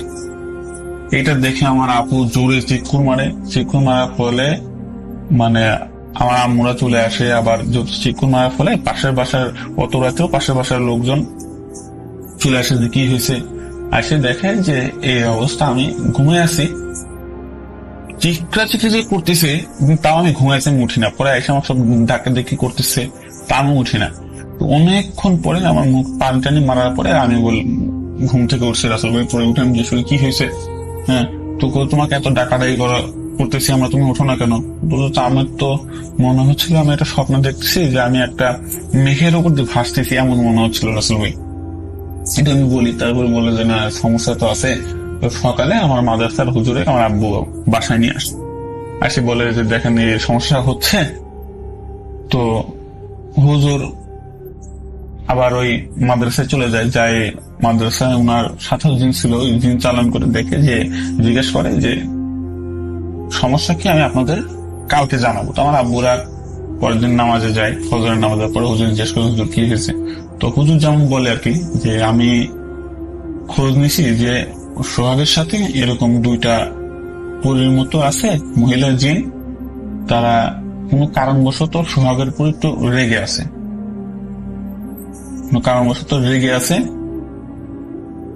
আর সোহাগ ওই ছোটবেলা থেকে ওর সাথে এটা আছে। তো এইটুকুই বলে, এর চেয়ে বেশি কিছু বলতে পারে না হুজুর। তারপরে বলে যে আমি এটা কাজ করতে পারবো না, আমার একজন জানা আছে, আমি ওনাকে যোগাযোগ করে আপনাদের জানাবো, এটা বলে চলে আসে। তো রাসেল ভাই দিনকে দিন আমার অবস্থা এত খারাপ হয়ে যাচ্ছিল, মানে শুকায় যাচ্ছিলাম রাসেল ভাই। আমার পরীক্ষাও সামনে চলে আসতেছিল, আমি এত শুকায় যাচ্ছিলাম, মনে হচ্ছে আমি জন্ডিসের রোগী, আমাকে যেই বলতেছে যে তুমি দেখতে জন্ডিসের রোগের মতো মনে হচ্ছে, চোখ লাল টকটকা রাসেল ভাই। তারপরে হুজুর ওই ওনার বন্ধুর সাথে আলোচনা করে, তো উনি একদিন বাসায় এসে বলে বাসা আমি বন্ধ করে দিয়ে যাচ্ছি। তো আমার বাসার 4 সাইডে ওই পাতিলের মতো করে রাসেল ভাই মাটির পাতিলের মধ্যে কি কি রেখে আমার আব্বুকে বলে এটা 4 সাইডে 4টা পুঁতে রাখবেন, কিন্তু সোহাগ যেন না দেখে। আমি যেন না দেখি, তো আমার আব্বু আমাকে না জানায়, আমি স্কুলে গেছিলাম, তো এর মধ্যে আব্বু 4 সাইডে 4টা পুঁতে রাখে। পুঁতে রাখার পরে রাসেল ভাই আমি আসি বাসায় আসার পর থেকে রাসেল ভাই আমি মানে নর্মাল, একেবারে নর্মাল, বাসার যত নর্মাল, কিন্তু তখন আবার শুরু হলো রাসেল ভাই যে আমি মানে নিজের মধ্যে একটা ইয়া শোনা যে রাসেল ভাই আমি করতেছি, অটোমেটিক রাগ হয়ে যায়, বাড়িতে ঢুকলে রাগারাগি, বাড়ির বাইরে থেকে রাগায় খুব ছটফটানি, আমি বাড়ি যাবো না, হ্যান তেন। এই বাড়িতে একদিন এরকম ছোটখাটো ঘটনা এলে আব্বু আম্মুর সাথে একদিন আমার খুব রাগাতে, তো রাগার আগে আমি তখন বাসার বাইরে রাসেল ভাই। তো লিসেনার্স, এই ছিল আমাদের আজকের ঘটনা। তো আশা করি ঘটনাটি আপনাদের অবশ্যই খুব ভালো লাগবে, এবং ঘটনাটি ভালো লাগলে আমাদের চ্যানেলটিকে সাবস্ক্রাইব করতে ভুলে যাবেন না, এবং কমেন্ট করে অবশ্যই জানিয়ে দিন যে ঘটনাটি আপনাদের কেমন লেগেছে। এবং এরকম নতুন নতুন ঘটনা রাসেল ভাইয়ের তারাস কণ্ঠে শুনতে হলে আমাদের চ্যানেলটি এখনই সাবস্ক্রাইব করুন। আমরা সবসময় চেষ্টা করি যে আপনাদের কাছে সবার আগে রাসেল ভাইয়ের তারাস কণ্ঠে এ ধরনের নতুন নতুন ঘটনাগুলো পৌঁছে দিতে। আমাদের সাথে থাকুন, ভালো থাকবেন, সুস্থ থাকবেন। আল্লাহ হাফেজ।